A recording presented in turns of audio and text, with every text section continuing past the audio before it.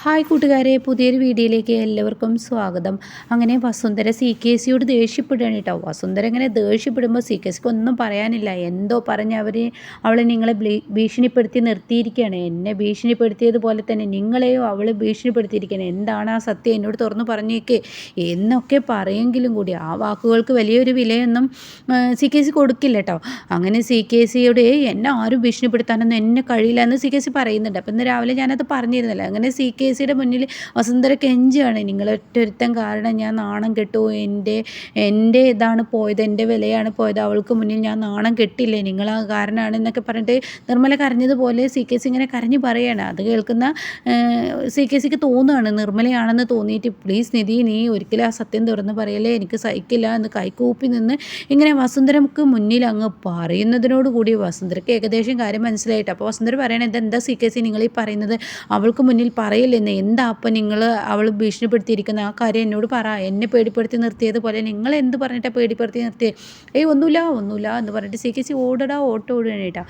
അങ്ങനെ CKC ഇനി എന്താ ചെയ്യേണ്ടതെന്ന് അറിയാതെ CKC അവിടെ നിന്ന് ഓട്ടം ഓടുന്നു. എന്നാൽ ഈ സമയം ഇപ്പുറത്താണെങ്കിലോ നിധിയും ഗൗതമും യാത്രയാണ്. ഗൗതമിന് വണ്ടി ഓടിക്കുന്ന സമയത്ത് പൊട്ടിച്ചിരിയാണ് വരുന്നത്, സഹിക്കാൻ കഴിയുന്നില്ല. അവസാന നിമിഷം എൻ്റെ നിധി എന്താണ് ചെയ്തതെന്നറിയാതെ ഗൗതമിന് വലിയ ത്രില്ലായിരിക്കുകയാണ് കേട്ടോ.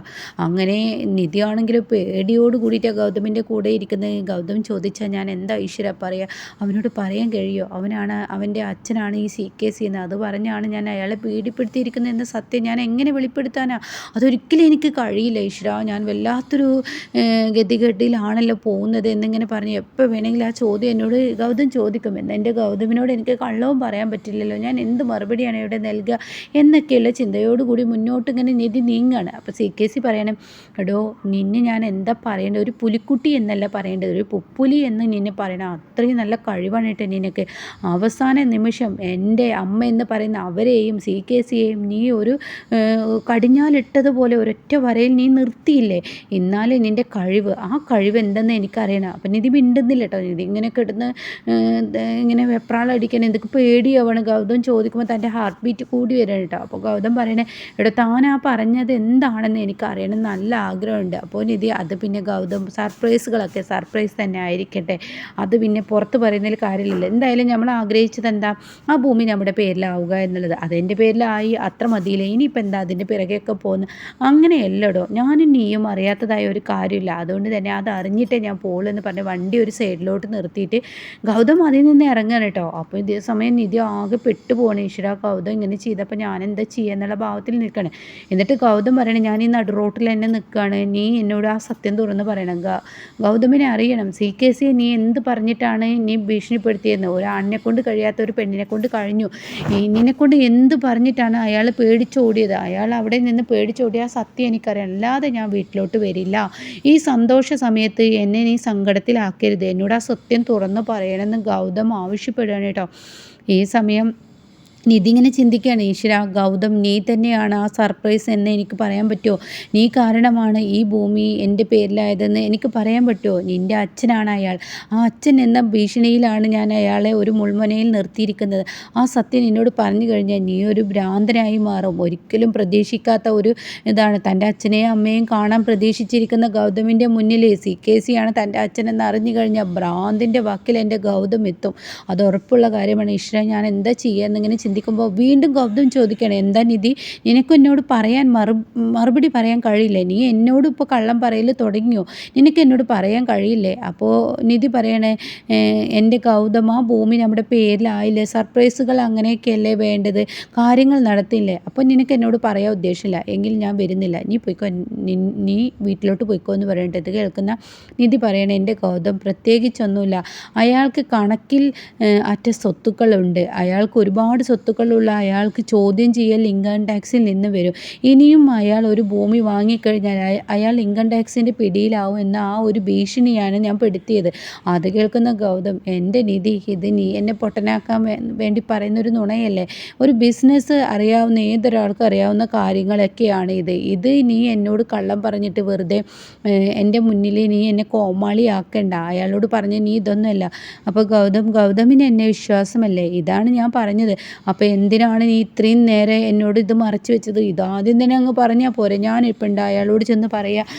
അത് കേട്ട ഉടനെ നിധി പറയാം, എന്താ ഗൗതം ഇങ്ങനെയുള്ളൊരു ചോദ്യമൊക്കെ ഇപ്പം എന്നിൽ. അത് കേട്ട ഉടനെ തന്നെ നിധി പറയണം, ഗൗതം പറയണം, ശരി ശരി, എന്തായാലും എനിക്കിപ്പോൾ സന്തോഷമായി. കാരണം ഞാൻ ആഗ്രഹിച്ച ഒരു കാര്യം നടന്നിരിക്കുന്നു. അത് നിന്നെക്കൊണ്ട് നടത്തിയെടുത്തല്ലോ. എന്തായാലും ഇൻകം ടാക്സ് എങ്കിൽ ഇൻകം ടാക്സ് അതെങ്കിലും കേട്ട് അയാൾ പേടിച്ച് ഇതിൽ നിന്ന് പിന്തിരിഞ്ഞല്ലോ. അത് തന്നെ വലിയ ഭാഗ്യം. കയറ് എന്ന് പറഞ്ഞിട്ട് വണ്ടിയിൽ കയറാണ്. ഈ സമയം പാറുവിനെയാണ് കാണിക്കുന്നത്. പാറു ഭയങ്കര ടെൻഷനിലാണ്. പാറുവിന് യാതൊരുവിധ സമാധാനം കിട്ടുന്നില്ല. പൂജാമുറിയിൽ കയറി പ്രാർത്ഥിക്കുകയാണ്, ഈശ്വര എൻ്റെ മകനും മരുമകളും ഇന്ന് ഈ വീട് വിട്ടിറങ്ങുമല്ലോ. വസുന്ധരയോട് വെല്ലുവിളിച്ചിരിക്കുന്നല്ലോ, ഈ വീട്ടിലോട്ട് വസുന്ധരയാണോ എൻ്റെ മകനാണോ കയറി വരുന്നത് എനിക്കറിയില്ല ഈശ്വര. ഞാൻ ഇനി എന്താ ചെയ്യുക, എങ്ങനെ ഞാൻ മുന്നോട്ട് നീങ്ങും എന്നൊക്കെ പറഞ്ഞിങ്ങനെ ടെൻഷൻ അടിച്ച് നിൽക്കുമ്പോൾ തൻ്റെ മുന്നിലോട്ടൊരു വണ്ടി വന്ന് നിൽക്കുന്ന ഒരു സീനാണ്. വണ്ടിയുടെ സൗണ്ട് കേൾക്കുന്ന പാറു പൂജാമുറിയിൽ നിന്ന് ഓടി വരികയാണ്. അപ്പോഴേക്കും നിധിയും ഗൗതമും കയറി വരികയാണ്. അവരുടെ മുഖത്ത് പതിവില്ലാത്ത ടെൻഷൻ. അത് കാണുന്ന പാറു, എന്താ മക്കളെ, ഞാൻ പ്രതീക്ഷിച്ചതുപോലെ തന്നെ ആയില്ലേ? വസു ജയിച്ചില്ലേ? എല്ലായിടത്തും വസു അല്ല ജയിക്കുക, നിങ്ങൾ തോൽക്കുകയല്ലേ ഉള്ളൂ. അപ്പം നിങ്ങൾ ഈ വീടിൻ്റെ പടി ഇറങ്ങുകയാണില്ലേ? എന്നാൽ ഞാനും പടിയിറങ്ങുന്നത്, എനിക്കിനി ഈ വീട്ടിൽ നിൽക്കാൻ കഴിയില്ല.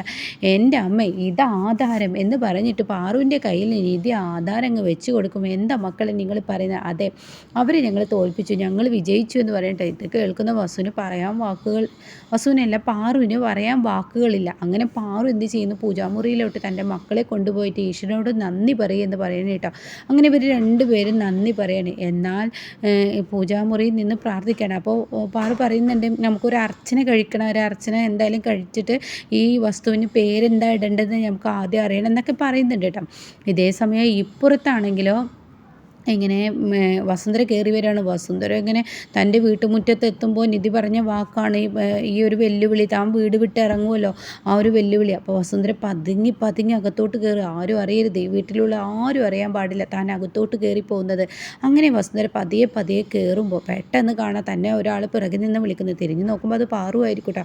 അപ്പോൾ പാറു പറയണേ, എന്താ വസു, നീ എന്താ ആരോടും ഒന്നും മിണ്ടാതെ പതിയെ മേലോട്ട് കയറി പോകുന്നത്? അപ്പോൾ അതിനർത്ഥം എന്താ, നിൻ്റെ വെല്ലുവിളിയിൽ നീ പന്തയത്തിൽ നീ തോറ്റത് കൊണ്ട് തന്നെ ഇവിടെ നിന്ന് ഇറങ്ങിപ്പോണമെന്ന് കരുതിയിട്ടാണോ നീ ആരോടും മിണ്ടാതെ പതിയെ കയറി പോകുന്നത്?